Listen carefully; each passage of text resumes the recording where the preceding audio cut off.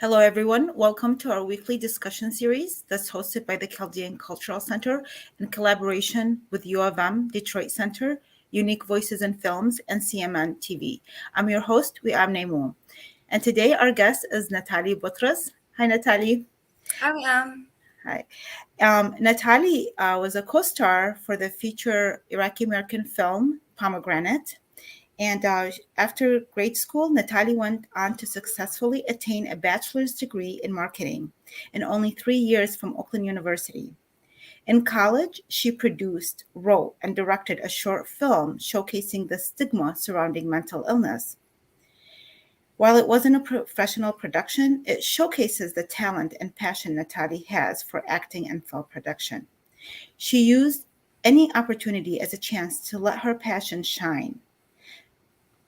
So I want to give a little bit background story, Natalia, and how you got involved in Pomegranate. Um, so for Mary's role, Mhm. um, so we had to replace Yasmin Al Bustani due to her having other commitments. And I was on the line with executive producer Scott Rosenfeld the night prior, like at 3 o'clock in the morning, because he was in a different country in a different time zone. And I was like freaking out. And he said, he advised me to look out for a local talent. He said that person who is going to make their acting debut in Pomegranate. And then the next day, you were at my house, and I was looking at you, and I said, Natally, do you have any acting background in school or anything? And then I discovered all these amazing things that you've been doing, including when you shared your short film with me. So we're going to talk about that, but I want to know, when did your interest, because I've known you since you were a baby, and I was not as aware. I knew that you maybe took some classes, but I was not aware of the amount of work that you had done in that field. So when did your interest develop in acting? For sure. So I would say my interest started developing even when I was, let's say, 2, 3 years old. I would always see those people on the TV, try to act like them, and just thoroughly started to enjoy being able to portray emotions and kind of be somebody else.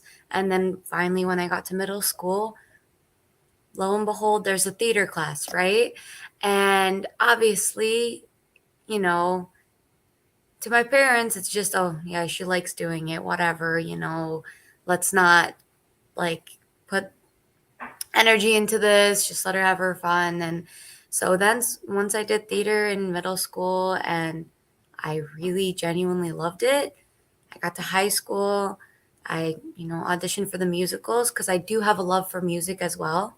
So my electives were always choir, theater, choir, theater. I just thoroughly enjoyed it that much. And I never sought it as something I could do in my professional life at all, just because I was constantly steered away from it since it was kind of looked at as not a real job, right? It was just kind of looked at as, oh, that's something you like to do, but it was never supported or, had me pushed in that direction. So instead, I just took it and kind of just tried to make it flourish as a hobby. I would write little screenplays. I would make sure I could audition for all the plays at school and just basically did what I could while kind of keeping everybody else around me happy. Um, so, I mean, getting into something like Pomegranate was something I never thought I was going to be able to do or even get to. So, when that opportunity did arise, it felt just completely unreal. I never expected to have an opportunity like that. And it came, and, luckily it was something my parents were actually okay with because it was local and everything. But it was really an eye opener into how much I actually really did love acting. So, Natalie, you're here today because of your participation in this really huge project, an important project, because it's the first Iraqi American feature film, and it's led by women talent, such as yourself. Um, so, then in itself is very important. But at the same time, we are honoring Women History Month, and you're the last guest for the month, and you're the youngest.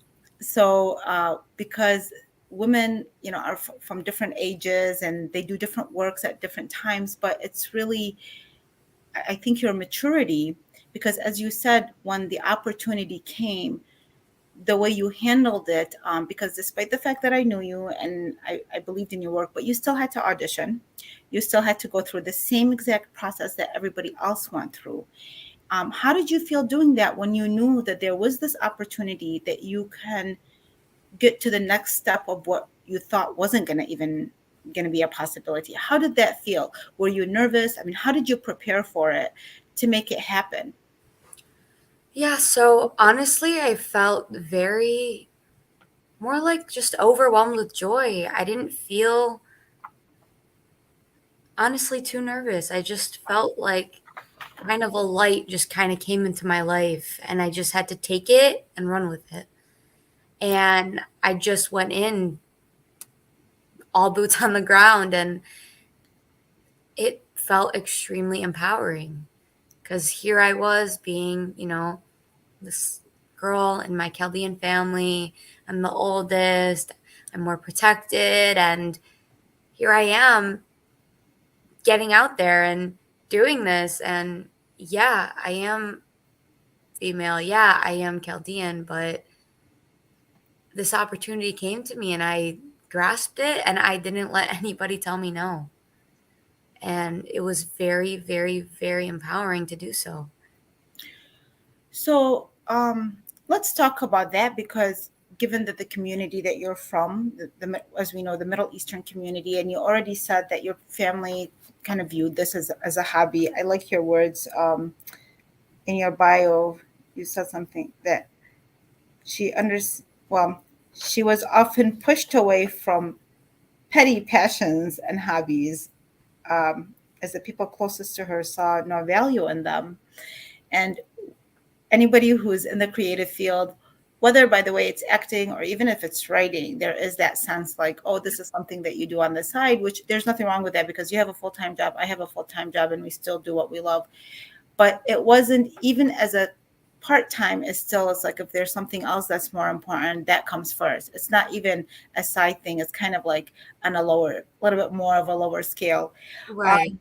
So what was, maybe if you were trying to give somebody an advice so that they can see, oh, okay, then how did you handle it that way? Because as you know, a lot was thrown at you, a lot was thrown at the other actors as well. Some of them had more experience in film and more of the bigger productions, so they might have handled it differently, and they were still overwhelmed. So in your case, how did you handle that? Because I I viewed, I mean, even a producer commented that he saw that, you came in, you were very well prepared, for example. Okay. So somebody that is presented with an opportunity that might feel it's overwhelming, there might be a lot of reasons that might sabotage the, like, oh, well, I've never done this before. This is too much. It doesn't fit into my work schedule because you had a full-time job. So they'll have a lot of lists of why they're not going to pursue it. What would you tell that person, as if like, it's kind of, you're talking to yourself almost? Right, 100%. And that's the 100% truth because I genuinely would be telling my younger self that. There's so much even now that I wish I had this stance and this view on now and had this strength. I would tell anybody who's in that position, if you're passionate about it, do it, try it. If an opportunity comes, take it. If it doesn't, find it. Because if you don't, you're going to let the years pass and you're going to look back and you're going to wish you took that opportunity. You're going to wish spent $50 to walk into that studio and sing your heart out. You're going to wish that you did those things that you genuinely felt passionate about, that you didn't care what anybody else thought, and you stood in your ground and your own rightful selfishness, and you took that and you rode with it. Because at the end of the day, you're going to be beyond happy and more empowered and more pleased with your life if you did that than if you didn't. That was so beautifully said, Natalie. For, as I said, I mean, I, I see you as somebody very young. You're like less than half my age. And for you to understand the power of taking that opportunity, because I do recall, just like I faced challenges in getting where I was getting, you were facing those challenges and trying to embrace the opportunity. And I know we had many calls, and there were obstacles in your way that you were just like, they would come and then you would just keep going straight, and then the obstacles would just kind of like move out of your way. I think the obstacles were a little bit afraid of you, probably. And then it was similarly, by the way, I, I think every woman that was a part of this process had these, and each one of them knows, because I've had direct conversations with them, we each know what those obstacles were. And we both had that attitude, this is an opportunity. We also, I think as women, there's something else that you mentioned, that you understand the hardships a first generation American child faces growing up, but aside from that, and um, how it feels to be a female through it all, because you have the double challenges, I guess, with being raised by immigrant families who have more, especially when it comes to women, have more traditional systems, I guess, set up for us. And then in general, women have a challenge. So breaking through all of that, um, it takes more work and it takes more courage. And I'm really glad that you were able to go through that whole process so that you could be a part of this project. Um, so you mentioned the challenges that you faced and things like that. And once you were, I want to know a little bit though, before we continue with how it was working on the project and what you felt and how it changed you. Um, I'm interested in college. You wrote, produced, and directed a short film about the stigma around mental illness. What led you to produce that story? Yeah, for sure. So basically, I was in a class where we had to write a paper on essentially a hot topic that we felt passionate about. I'm very big on mental health. It's something that is very important to me. It's something that I've not only struggled with, but watched those surrounding me struggled with. And I'm an empath. If you're next to me and you're feeling, I am feeling just as intensely. And I have always felt like, not only in the world we have the stigma, it's, I feel, very big in our culture. I feel like mental health is consistently pushed aside. It's seen as weak, and it's something I just tried to always attack in my own way. So once I wrote this paper, our professor said, I want you to supplement this paper with something. If it's, a PowerPoint, if it's a video, if it's a little short film, or if it's a piece of art, I want you to supplement it.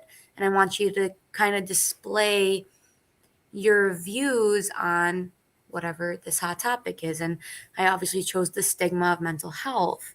And so throughout the entire process, writing out each shot, each scene, it was very, very personal to me. And I was ready to create something that was going to impact my viewers, even if it was just my class or whoever I sent the link to via YouTube. It didn't matter. As long as I was reaching somebody, I was feeling like I was making some type of difference. And I really continue throughout my life to try to shed light on this stigma, because that's one of the biggest results of people not getting help. And I try to be that voice. I try to bring that awareness, and I try to be there for as many people as I can. And if I could, I'd write a longer film on it. I really feel strongly about this, and it's a cause that I'm going to continue throwing my energy at for sure. Well, I watched it, and that was I remember that when we talked about you possibly playing the role of Mary, I wanted when I found out that you've done a short film and then you've done other things like smaller things that you said that you can share with me. I was very touched by it, and it was a very nicely done. I know you said it wasn't something about a professional production, but it was very touching, and that's what matters, I think, in any art form. Um, so in Pomegranate, and maybe the empathy part, a lot of actors have that. I think for them to be able to play different people and do it so well, they have to have that naturally in their heart. So for Pomegranate, you played Mary, and you're a well assimilated and beautiful Chaldean Iraqi neighbor of Niran, the main character, who loves to help immigrants assimilate whether they want to or not. So you did have that edge a little bit that could get people thinking. I believe like in my projects, and I appreciate other people's projects who the story makes them think, wonder, look at different viewpoints, and not be so stuck on their own. Because oftentimes we talk about diversity, but then you'll have somebody that comes on and they're saying exactly the same thing that you think, and I'm not sure that that's really a diverse thing. I think that's just something that you're copying everybody to think and feel and everything the same, and that's not the reality. And so the beautiful part about Mary, the Christian girl that you played, and Iran, which was played by Samia Rahmani, a Muslim girl who lived across the street from each other during the 2016 elections, is both women were young, but yet they were both beautiful. They were both smart, and they both had this way of being able to be truthful and honest about what they thought. And the tension that it creates is not just a tension between them that offers an opportunity for growth, but it's also for the audience, just as you said, for the mental health, for the story that you did, when whoever sees it, even if it's your class, and for them to see that, to connect with that. So sometimes if we don't raise certain questions, and if we don't look at certain characters um, that I feel are more realistic to the Arab American community than most of the stuff that's out there, it's hard for us to stop the stereotype.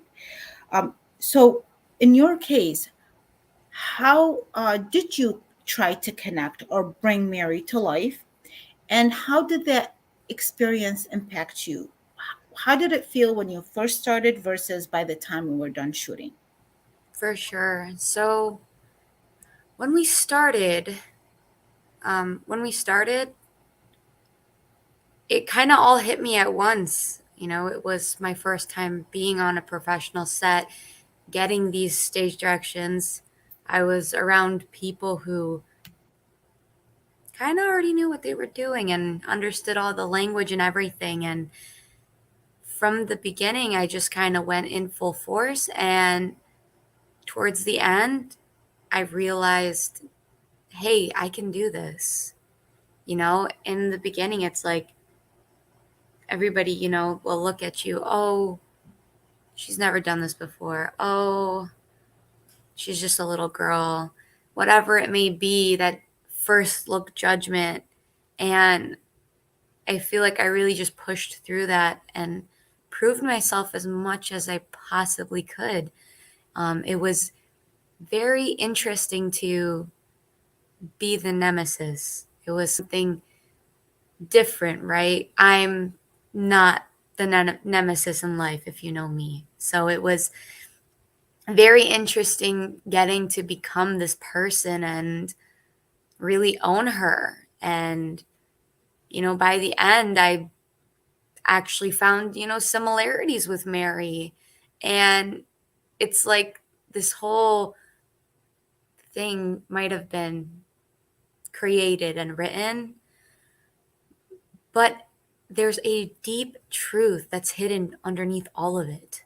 This entire film, it's all really unveiling so many beautiful truths.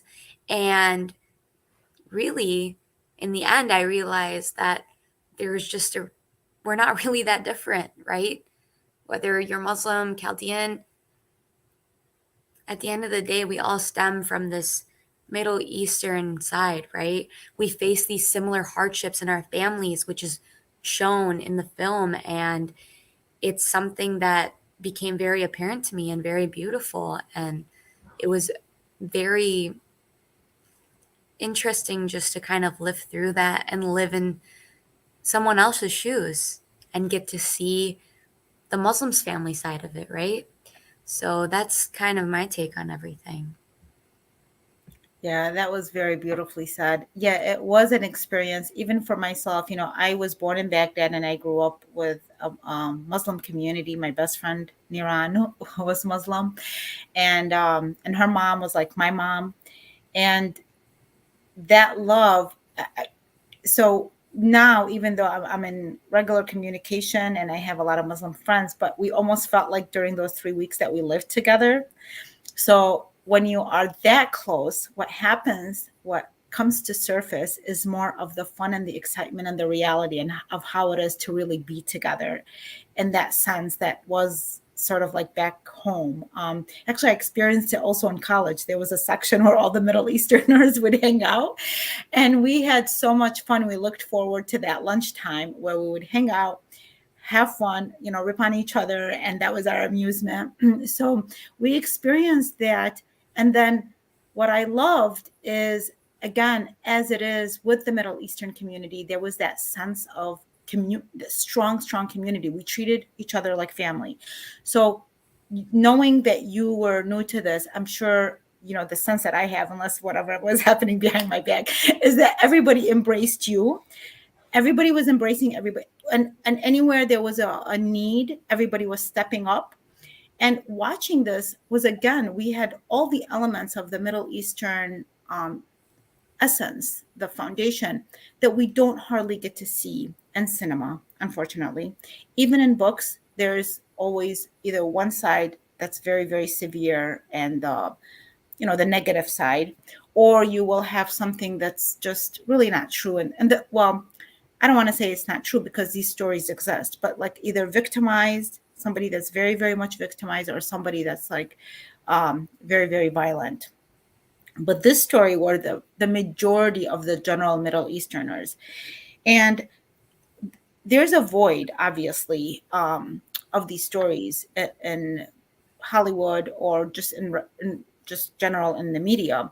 What do you think is the reason behind that void, given that, as you noticed, there's incredible talent?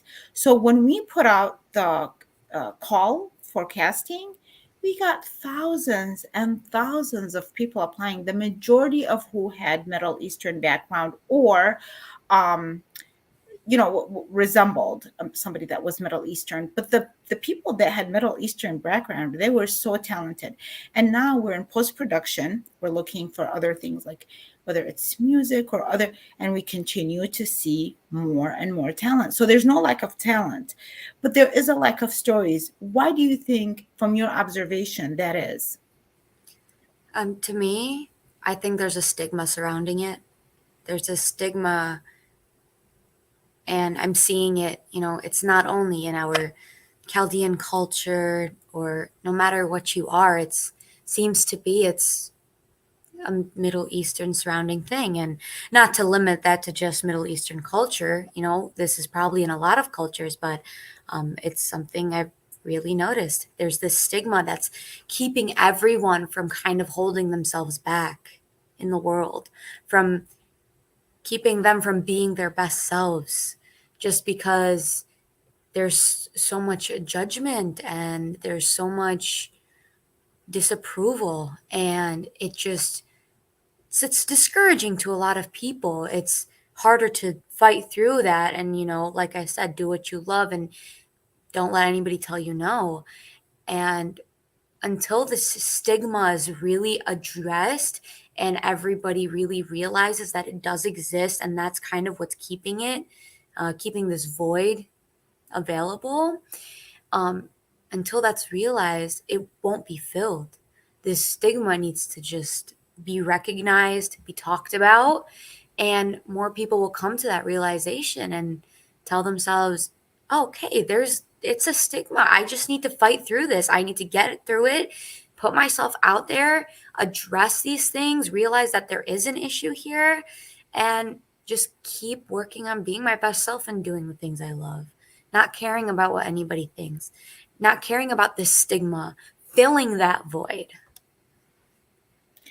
That's interesting. And the stigma, by the way, is not necessarily get brought in from just any particular community.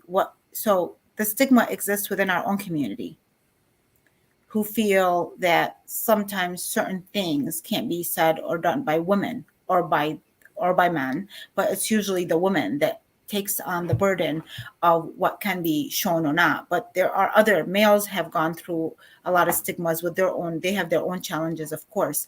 So sometimes the stigma comes within our own communities, and that's something that we really have to look into. If we want our voices heard, we have to see what's stopping us. How much do we put barriers between us and our ability to reach people? So that's a very good point, Natally. So we have only a couple of minutes left, and I guess I would like to know just a few last things. Is that what are your future plans in this industry? And in your case, it doesn't seem like you needed to pursue something that far. Maybe they'll just come to you. But I know, like all of us, you have a full-time job. But what is your goals for this industry? And what is some last words that you would give somebody who's trying to like break into the industry? For sure. So, the way I see it is the future is this blank canvas, and we're just writing on it with a dry erase marker. And yes, I do have a full time job right now. Yes, I do love helping businesses flourish and all. Really, my future, I just want to be there for my home and my family, but still get to do the things I love.